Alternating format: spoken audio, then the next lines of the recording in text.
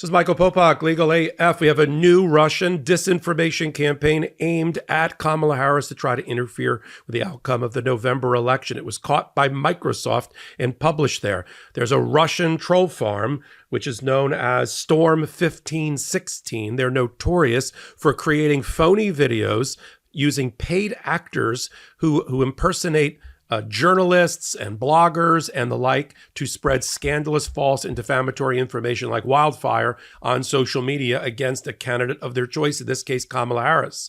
Storm 1516 created, according to Microsoft, a video with an actor, a paid actor portraying Kamala Harris to allege that in 2011, this is all false, by the way, she participated in a hit and run, leaving a young girl paralyzed. It was hashtagged Hit and Run Kamala, and it was first spread by a troll account on X known as Aussie Comrade. We'll put it up here. Aussie Comrade got 2.7 million views of this fake video, which allegedly came from a phony TV station that doesn't exist, that the Russians created in San Francisco, called KBSF TV. That's what they do. They make it look like real, just real enough to look like real journalists and podcasters and bloggers and the like.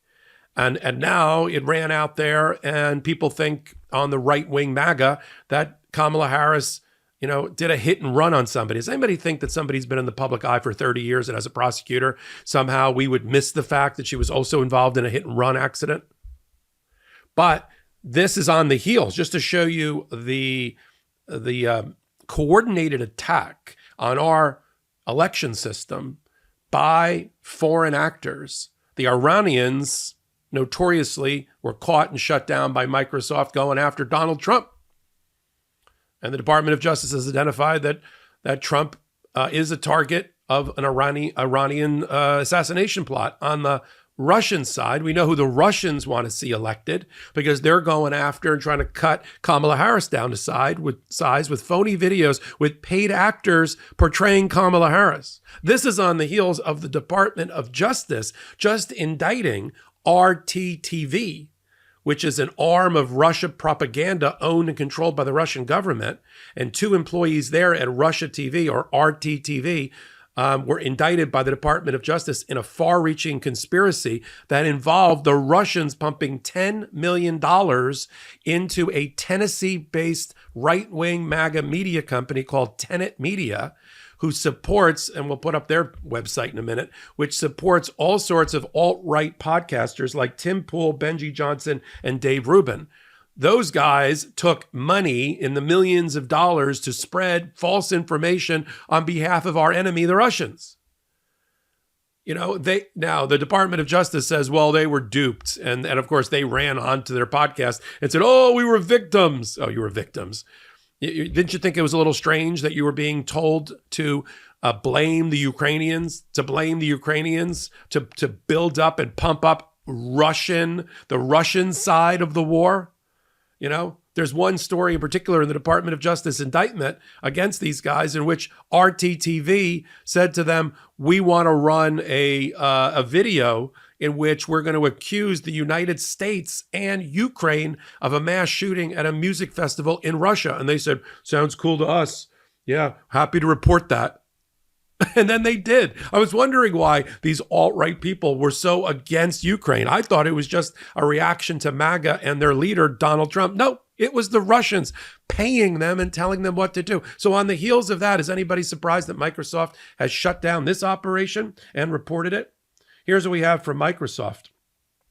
According to their blog published on Tuesday, this quote, Russian influence operations initially struggled to pivot operations aimed at the Democratic campaign following President Biden's departure from the U.S. 2024 presidential race. In late August, Microsoft continued, however, elements of prolific Russian actor Storm 1516 began producing content implicating Vice President Harris and Governor Walz in outlandish fake conspiracy theories. And this is the one, this fake KBSF TV reporting on something back in 2011 about a 13-year-old girl, fake, being paralyzed, fake, by Kamala Harris, fake. I mean, you should have known it when Aussie Comrade, who says in his description of himself that he is a paid agent for Russia propaganda effectively, he then posted on X saying, run with this, MAGA troll, basically saying, MAGA, run with this. And they did. They took the bait. I mean, shouldn't the tip-off be the photo and Aussie Comrade as the person? Nope, not to MAGA. They're looking for any excuse whatsoever to try to win the election in an underhanded way, to try to take down Kamala Harris. This is beyond dirty tricks. We thought Richard Nixon was known for dirty tricks. Donald Trump aligning himself with alt-right conspiracy theorist QAnon bloggers to run his social media campaign against Kamala Harris is well reported. They were in a spin room, in a war room during the debate. DC Drano and the libs of TikTok and Jack Prosopiak of Pizzagate fame, all on the payroll for Donald Trump on the Trump campaign, along with Laura Loomer. Once you've turned over the keys to your campaign to these QAnon conspiracy theorists, you can't with moral authority criticize the Russians and Storm 1516 and their troll farms, because you're doing the same thing. You're running Trump campaign, your own troll farms. The enemy is within. And so that's why we need a Department of Justice led by a president like Joe Biden, in the future Kamala Harris, to go after Russia propagandists and others that are trying to interfere with our election and put Americans at each other's throats, because that weakens America and strengthens our enemies. Donald Trump never understood that. He keeps saying it's Russia, Russia, Russia, collusion, collusion, collusion. Look, I don't know if Robert Mueller was able, and I know from his report, the special counsel at the time, wasn't able to directly connect the dots and left it to his successor, left it to Bill Barr, to connect the dots as the Department of Justice's head. But he saw a lot of connectivity and loose dots connecting Donald Trump to Russia, or at least him trying to benefit from Russian interference. It may not have been collusion in the traditional sense, where they got together and had secretive, furtive phone calls in smoke-filled rooms between the Russia agents and the Trump campaign at the time in 2016. But he took advantage of it and benefited from it, just as MAGA is trying to benefit from Storm 1516's troll against and paid fake actors in videos and using people like Aussie Comrade against Kamala Harris. I don't hear Donald Trump calling it out.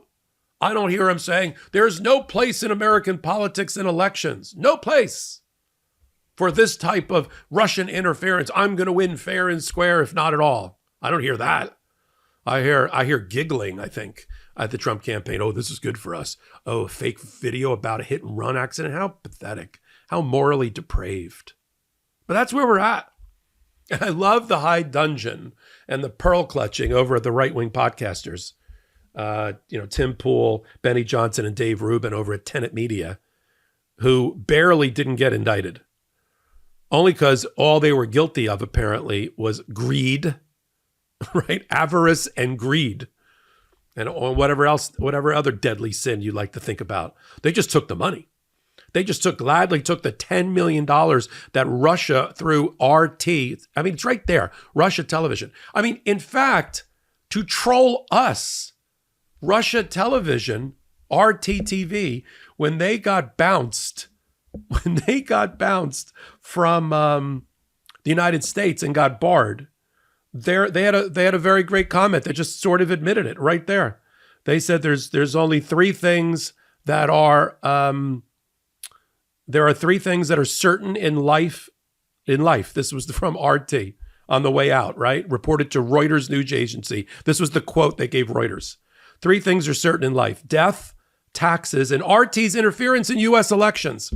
I mean, you don't have to look hard to connect the dots when the criminal actor with our enemies is admitting it.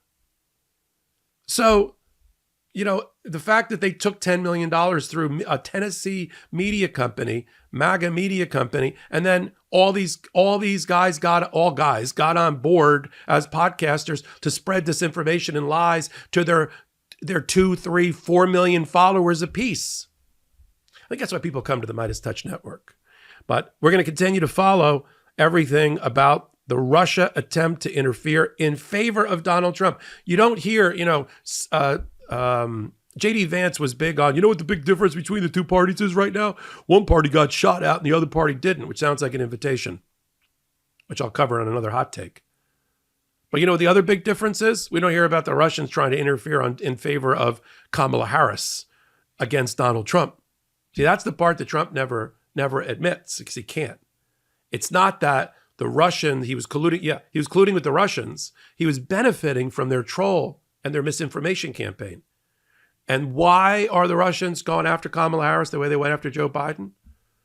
And to put Americans at each other's throats and put these conspiracy theories in their minds and these MAGA talking points? Because they want Trump to win. Because that's an advantage to the Russians. I mean, how else can you interpret this? A fourth grader would get this on first pass. We'll continue to follow it all on Legal AF. We've got some great news. Find out what 40 million people a month already know, that Legal AF is the home of law and politics commentary analysis like no other. And now we've got a new YouTube channel in collaboration with Midas Touch. I'll be the executive editor. I'm the executive editor of it. Go over to YouTube and find us at Legal AF MTN, all one word, at Legal AF MTN, where you'll find all our great new content related to law and politics that I'll be curating just for you. Help us reach our goal of a couple of 100,000 subscribers before the New Year's. Be part of the initial build of a new YouTube channel in collaboration with Midas Touch. All my hot takes, all my Legal AF work will stay on the Midas Touch sister channel, the brothers channel, if you will. But now for new original content, you can also go and subscribe to Legal AF, the YouTube channel at Legal AF MTN. So until my next hot take, until my next Legal AF, until my next original content at Legal AF MTN on YouTube, this is Michael Popok reporting. In collaboration with the Midas Touch Network, we just launched the Legal AF YouTube channel. Help us build this pro-democracy channel where I'll be curating the top stories at the intersection of law and politics. Go to YouTube now and free subscribe at Legal AF MTN. That's at Legal AF MTN.